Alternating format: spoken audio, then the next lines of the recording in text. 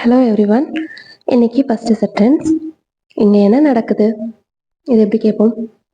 திடீர்னு ஒரு பிளேஸ்ல ஏதோ ஒரு இன்சிடென்ட் நடந்துட்டு இருக்கு, நம்ம புதுசாக என்ட்ரி ஆகிறோம் அப்படின்னா என்ன போயிட்டு இருக்கு, என்ன நடக்குது அப்படின்னு கேட்போம் இல்லையா? அதை what's going on here, what is going on here அப்படிங்கிறத வாட்ஸ்ன்னு சொல்கிறேன். வாட்ஸ் கோயிங் ஆன் ஹியர் அப்படின்னா இங்கே என்ன நடக்குது அப்படின்னு கேட்குறது. நெக்ஸ்ட் சென்டென்ஸ் பார்க்கலாமா? நான் என்னால் முடிகிற அளவுக்கு முயற்சி செய்கிறேன். நான் என்னால் முடிஞ்ச அளவுக்கு முயற்சி செய்கிறேன்னு சொல்லுவோம்.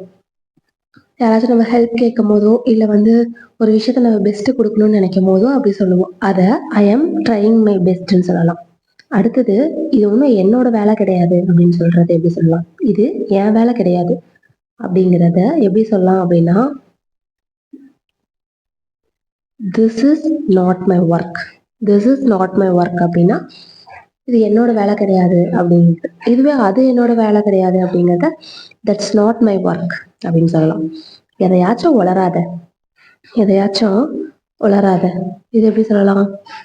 எதையாச்சும் உளறிட்டே இரு அப்படிங்கிறத பிளாபர் சொல்லலாம். உளராத அப்படிங்கிறத blabber.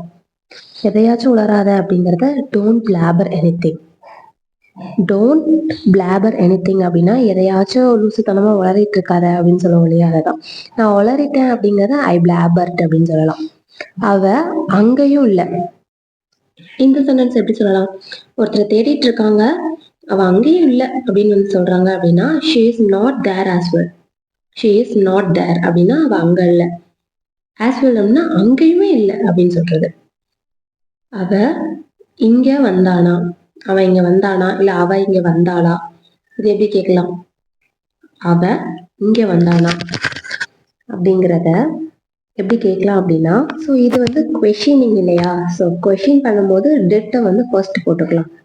Did he come here, did he come here அப்படின்னா அவன் இங்க வந்தானா அப்படின்னு கேட்கறது. இதுவே அவ வந்தாளா அப்படிங்கறத டிட் ஷி கம் ஹியர் அப்படின்னு கேட்கலாம். டிட் ஷி கம் ஹியர் அப்படின்னா அவன் இங்க வந்தாளா அப்படின்னு கேட்கறது. அடுத்தது, படிப்படியா குறையும். அதாவது ஒரு ஹாஸ்பிட்டல் போறோம் அப்படின்னா பெயின் படிப்படியா குறைஞ்சிரும் அப்படின்னு சொல்லுவாங்க. அப்படி இல்லை அப்படின்னா ரெயின் படிப்படியா குறையும் சொல்லுவாங்க இல்லையா? அதை will decrease gradually. கிராஜுவல்னா படிப்படியா. நீ நல்லா மாறிட்டு இருக்க. இந்த சென்டென்ஸ் மேக்சிமம் எங்க யூஸ் பண்ணுவாங்க அப்படின்னா, நம்மள சுத்தமா மாறிடுவாங்க இல்லையா? நம்ம அப்படியே சேஞ்ச் ஆயிடுவோம். அப்ப இல்லைன்னா நீ அந்த ஃபேஸ் கொஞ்சம் கொஞ்சமா மாறிட்டு இருக்கு இல்லையா? அதெல்லாம் you are getting better. You are getting better அப்படின்னா நீ கொஞ்சம் கொஞ்சமா மாறிட்டு இருக்க, கொஞ்சம் கொஞ்சமா சேஞ்ச் ஆயிட்டு இருக்க அப்படின்னு சொல்றத யூ ஆர் கெட்டிங் பெட்டர் அப்படின்னு சொல்லுவோம். அடுத்தது, ஏதாவது மாற்றம் இருந்தா தயவு செய்து என்கிட்ட சொல்லிடு.